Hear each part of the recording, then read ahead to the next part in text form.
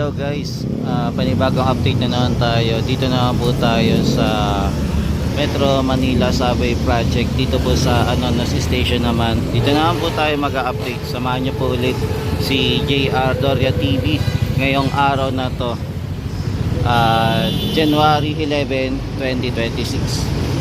Yan, panibagong update po muna tayo dito sa area naman po ng Anonos. Alamin natin kung ano po yung mga pagbabago dito sa area.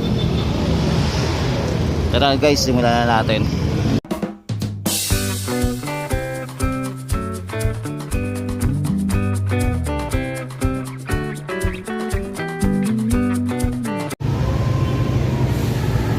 Yan, nandito po tayo sa area ng Aurora Boulevard, kung saan po nakatayo na po yung ating station dito na LRT2, yung ating Anonos station po.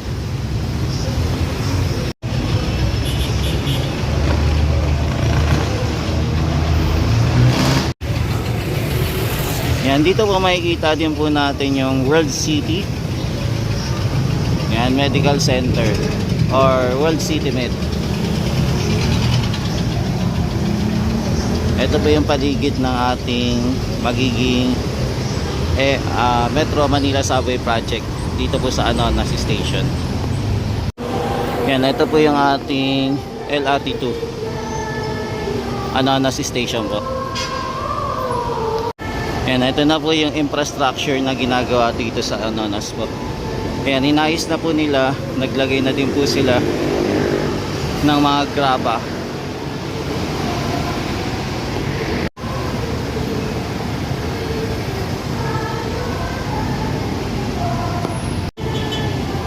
Yan, so ito po yung paligid ng ating magiging bagong station po na Metro Manila Subway Project. Grabe, diyo. Pag natapos to, ang laking tulong po ito sa ating mga kababayan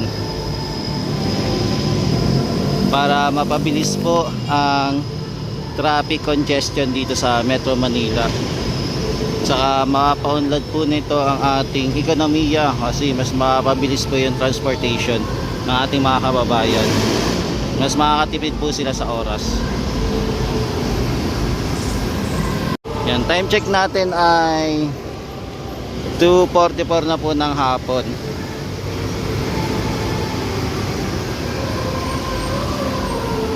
Yan, so ito po yung paligid. Tapos ito binabasag pa rin po. Yan, ito din po sinisira po muna. Ayan, meron po tayo nakikita na mga scaffolding po. Magiging tulong po para unti-unti pong mapiyak itong ating mga pader. Yan, tapos ito na po yung ating mga equipment. Nandito na po yung equipment natin, no, na i-deliver na din pala. Yan, so ito po yung paligid ng ating gagawin na Metro Manila Subway Project po.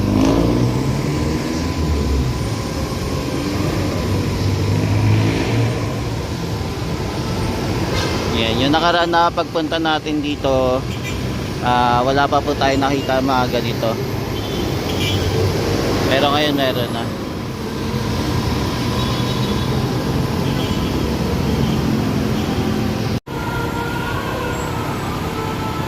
Yan, ngayon po Sunday, papansin po natin wala po muna nagtatrabaho ngayon.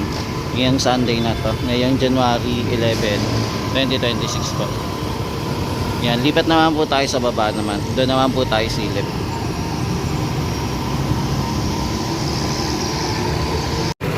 Yan, may mga nakanote din pala ng notice, no, yung mga permit. Yan, may nakalagay din dito. Yan, bali ito po yung magiging presyo po ng ating gagawin na subway po. Nasa 27 billion pala to, no? Mahal. Yan, ganito po kalaki po yung budget niya. Di bali yung pondo pa po, ano pa ito, no? March 18, tapos sumunod naman po February 2022 naman. Di bali dalawang source ng fund. Yan, tapos ito naman po yung itsura ng tunnel. Yan, di bali dalawa po, no, magkakabilaan.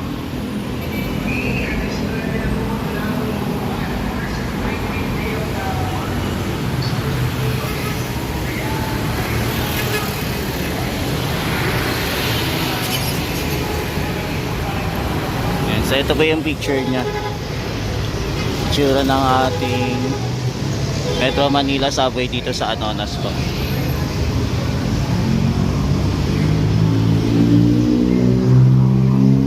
Di bali hanggang Ortigas pala to, no?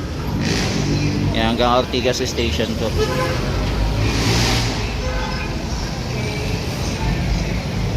Yan, lipat naman po tayo ng ibang area naman. Yan, dito pala guys, makikita natin yung mga naglalakihang mga equipment na ginagamit po para sa Metro Manila subway. Yan, bali nandito po tayo sa likod ng mataas na building na to. Tapos ito po area ay parking. Alam ko meron din po atang area sila na kukunin dito mga tropa kits. Pero hindi pa kasi naayos kung kailan nila i-claim po yung right of way. Yan, tapos ito may mga scaffolding din po silang ginagawa. Yan, bala ito po yung yung mga equipment na ginagamit. Mukhang may nagtatrabaho po ngayon, no? Yan, gumagana po yung ating crane. May binabuhat-buhat sila.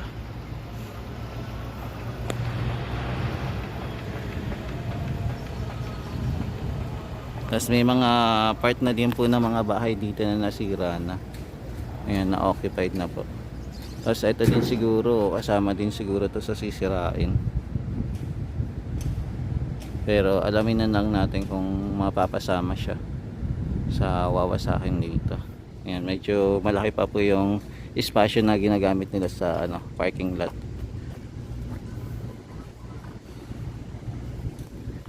Yan, punta naman po tayo sa kabila. Silipin natin doon naman sa street na yan kung may masisilip po tayo.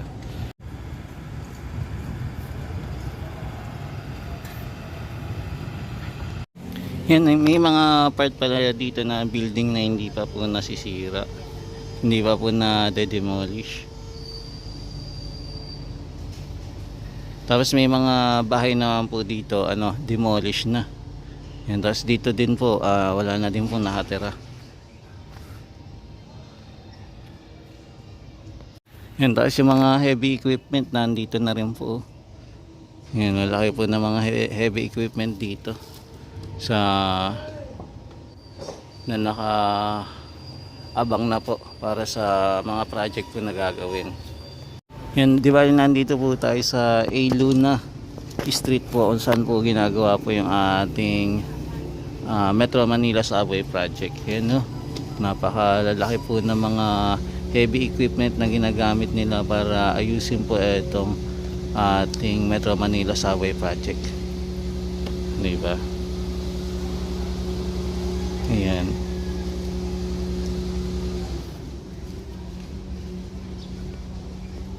Yan, bali dito po sa street na to wala pa makakadaan dahil nakaharang na din po yung ating Metro Manila subway project. Yan, nakaharang na po dito. Yan, buti na lang po nakuha na rin po yung dito, yung right of way. At nakakapag-start na sila paunti-unti ng proyekto para sa Metro Manila subway project dito sa Anonas station po. Yan, ito naman po yung mga building dito na hindi pa po na de-demolish, na nakatayo pa rin po. Dito din po ang bahay na to, wala pa rin po. Hindi pa rin po nila na de-demolish. Yan, so may mga natitira pang bahay na existing pa rin. Pero wala na po nakatirang mga tao dito. Yan, nandito naman po tayo sa area ng F. Castillo naman po.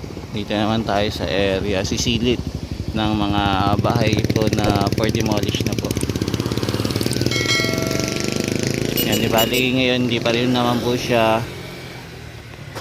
na di-demolish. So abangan natin, balik na lang po tayo dito kung kailan po ito ma-wipe out. Itong mga building ng mga natitira pa po.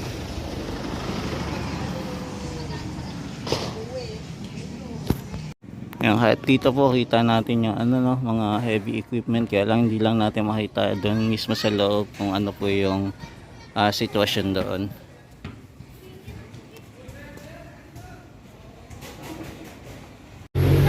Yan, so mga tropa kids, ito po muna yung latest update natin dito sa Metro Manila Subway Project.